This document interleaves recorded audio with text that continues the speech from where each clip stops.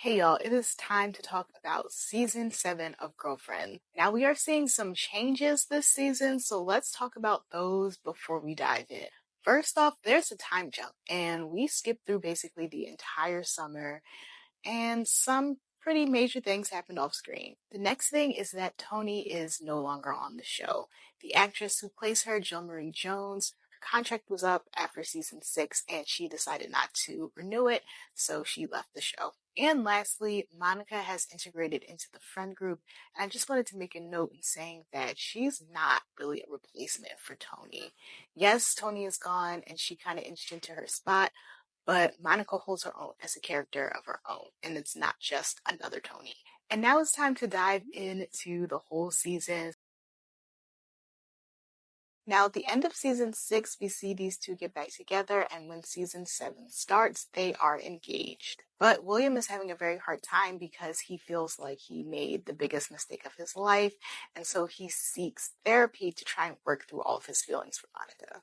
Over on to Monica, she was hired as the manager of the J Spot to fill in for Joan when she was gone, and she is also trying to plan this wedding. Now, it was hard for her to kind of integrate into the friendship because all the girls hated her since the last time she was with William, but eventually they all became friends.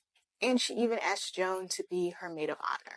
Now back to William, he does eventually work through all of his issues, and him and Monica do end up getting married. Now at the wedding, William has way too much to drink, and during his speech, he basically embarrasses Monica by talking about all of the struggles with his feelings and this decision that he made.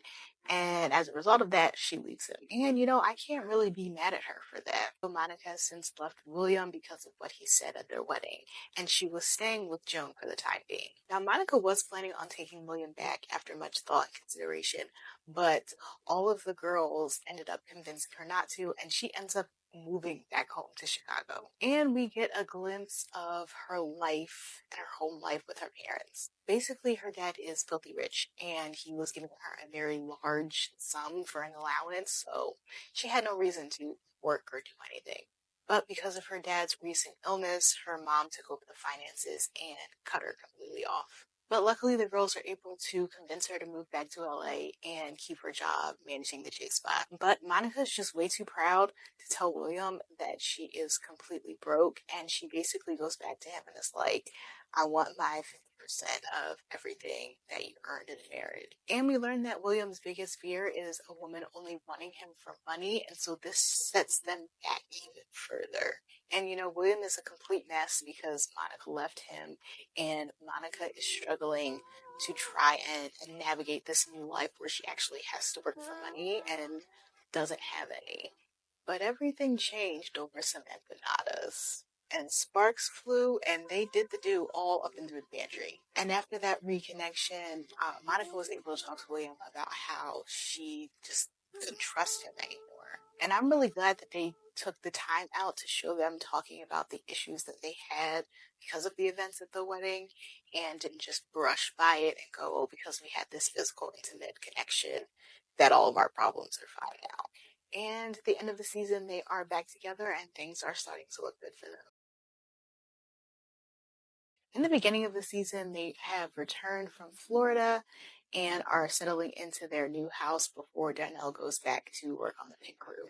And they are also trying to have another baby. Now, we learned that Darnell actually hates his job at the pit crew, and instead of just flat out telling Maya that, he tells her that he just doesn't want to have another kid. So Darnell goes back to Florida and he goes back to work, and we just see them dealing with having to have a long distance relationship. And it really was a struggle for Maya to not have Darnell there physically with him because she had car troubles that she couldn't deal with by herself. And even Jabari was not listening to her, and she was just trying to get him together. And she's constantly calling Darnell, like, help me, help me, help me. But he's obviously not physically there, so what much can he do? And then there was a scare when a car crashed into Darnell's pit, but thankfully he was not there. He was actually on his way home. And at the end of the episode, he comes in completely fine, thankfully. And then he tells her the truth about everything, about how he just hates working in the pit crew and how he really does want to have another baby with her. And Darnell realized that the dream that he had back then when he was a kid and being in the pit crew is not the dream that he has now as an adult grown man. His dream is to be with his family and possibly have another kid with his wife. And so he quits, and even Maya had encouraged him to quit. And, he doesn't have a job for a little bit, so she's a little stressed out about that. But he does eventually start working at his clothes shop that's owned by someone else. With Darnell being home, things actually don't get much easier for them as they're living so far away from everyone they know and even Darnell's job that it's just become a struggle. Now, Maya does not want to move because she's in her dream house and they fought so hard and sacrificed so much for them to be able to move there. And she knows that they're not going to be able to get a house like that if they move back to LA. And then she finds out she's pregnant. And she has this idea that God only let it happen to her then because she was finally in the right home. And then Darnell got into a minor car accident because he is constantly in traffic for work and waking up super early, and he fell asleep at the wheel. And that ends up being what it takes for Maya to finally be like, okay, we need to move back to LA. We need to sell this house. And they eventually do. But now they're living with Joan because they haven't bought a house yet. Maya does find a house that is perfect for them. And at the same time, Darnell is asked to buy back his garage. And it seems like they can't do both, but Darnell does work it out so they can. And that's where they are at the end of the season. And for me, it's just really nice to see the evolution of their relationship. Because now we see them in it together as partners. And Darnell isn't just dictating and controlling everything. They are leaning on each other and talking to each other. And no one is making decisions without listening to the other one's input. And that's how we end season 7 with Maya and Darnell. In this season, we see Lynn trying to get her music out there, and she is doing anything and everything she can. We even see her at a car wash where execs send their cars, and she's like putting her CDs in their glove boxes and stuff. Then she gets a gig at a karaoke bar, and everyone's just kind of like, why are you doing this? It's karaoke. What's wrong with you? She's like, this is an opportunity to sing, so I'm just going to take it. After that, things do start looking up for her because she gets a call from Big Boy saying that he wants to work with her, and she finally gets an opportunity to do some music in the studio. Now, she works with Big Boy for a while, and they do all of this work, and it just doesn't work out because they don't want to use any of the tracks that she works on. And even though that's a pretty big setback, she actually just gets up and keeps working, and she ends up finding this club that has open mic nights, and she starts to sing there. And we really see her put in the work because in the beginning, she's waiting around till the wee hours of the morning for them to call her to go on and to sing. And then she starts being called to sing at better times and is able to build her fan base. And by the end, she's being offered a paid gig. And now Lynn is finally making money in her passion. And it may have taken her a while to get there, but once she found her passion, we see that change in her and how she is super dedicated and perseveres and just never gives up. So these two meet at the club where Lynn sings, and he is really into her music, but he's a pastor. Now, he asks her out and she completely shuts it down. But it's Joan and Maya that convince her to just go out with him and see where it goes. And so she does. And he ends up inviting her to church. Now, she ends up going to church with him, and he says something in her message that offends her, and that leads to them having this huge philosophical argument that then leads to them having sex. And of course, this is bad for him being a pastor, and he's like, I can't have sex anymore with you or anyone. And she's like, well, I can't be in a relationship with you if we can't have sex. So they basically break up. But Lynn does not stop going to his church because she does agree to direct the children's choir. And every time she goes back there, she seduces him, and she's laying it on heavy. Now, her thought process is that if she just keeps seducing him, that he'll give in. And that's completely awful because it's manipulative, and she wants him to go against everything that he believes in just to be in a relationship with her. Now, in all of this, she realizes that she uses sex as this thing to not let people get to know her for who she really is. And like Joan says, Eldon already does, and he accepts her. And so Lynn goes to him and she apologizes, and they realize that they do still want to be together, and so they still try and have a relationship. And things are going okay, but the congregants don't like her, and they threaten to leave if Lynn stays, which is very unchristian-like. But eventually, Lynn does leave and ends her relationship with Eldon. And she ends it pretty much because they're just too old to be in this kind of relationship and to be on these different paths. They're both pretty set in their ways, and neither of them is going to change. And so it was just better for them to be apart than to be together. But it really wasn't a waste of a relationship because they were able to learn from each other and be better people after the relationship ended. In the beginning, we see Joan has left LA and gone to New Orleans to help build a home for Habitat for Humanity.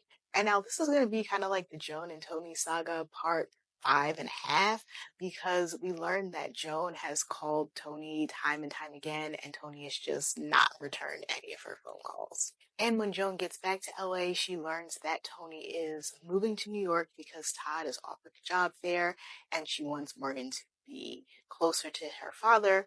And there's one last event that Tony is hosting to say goodbye to everyone. And Joan decides not to take the opportunity to see her one last time. And that's really the end of their relationship. And Joan is basically walking around acting like she's fine with it when she, in fact, is not. And Maya and Lynn are super worried about her. They're kind of tiptoeing around it, but still trying to get her to not be in denial with her feelings. And Joan even tries to get like super close to Monica, and that blows up in her face. But after some time, Joan realizes that she is in fact not okay. She faces her feelings and realizes that she just has to go through the process of grieving this couple decade long relationship. And I know they had their serious ups and downs with their relationship, but it still kind of sucks to see 20 plus year friendship just end the way it did. And even knowing that people change and they grow and they evolve, and Tony and Joan could have considered that with their friendship and tried to work to make it work, but it's just apparent that neither of them really wanted to continue the friendship, and so it just ends. And now there's no more Joan and Tony saga. Now, these two were working on the same house in New Orleans, and they end up meeting the day Joan is scheduled to leave. They end up having a really nice conversation, but they part ways, and that's that. Now, Aaron is from LA and says that he's going to give Joan a call when he gets home, and he does, and they start going out. Now, with this relationship, Joan is really trying just not to be her typical self and to stay in the moment and not venture off into possible futures with kids and white picket fences and dogs. But they deal with their ups and downs, like when Joan had issue with the fact that he lived in an apartment. And then Joan has to tell Aaron that she had an affair with someone who turned out to be his friend for 6 months. And then, Joan pushes the send button and he spends all his life savings on a house, and it turns out to just be a crack house. And with all of those ups and downs and things that could have been deal breakers for the both of them, they are still able to work through it and stay together. Now, Joan is still being Joan, and with them being in a relationship for so long, she's starting to see hints and he's starting to say things, and she thinks he's going to propose. And when he doesn't, Joan just takes matters into her own hands and proposes to him. And he says nothing and she runs off. Now, we do find out that he was planning to propose, and it was Maya and Lynn that told him to string Joan along, and that whole idea just blew up in their faces. And it really does start to go south because Joan runs off to Catalina Island with none other than Brock. Now, Lynn and Maya do run off to find her and try to convince her that Brock is not the one. And thankfully, she already has that realization herself before they get there, and she returns home. And then we see Joan finally get engaged. Now, I personally feel like Aaron was the one for her, being able to deal with everything that she is and accept it and be okay with it. But y'all can let me know how you feel about those two. I'm just really glad that she finally gets engaged in this series. And that's where we leave it for season 7. Make sure you stay tuned because next we're going to be talking about the oh so short, unfortunately so short, season 8.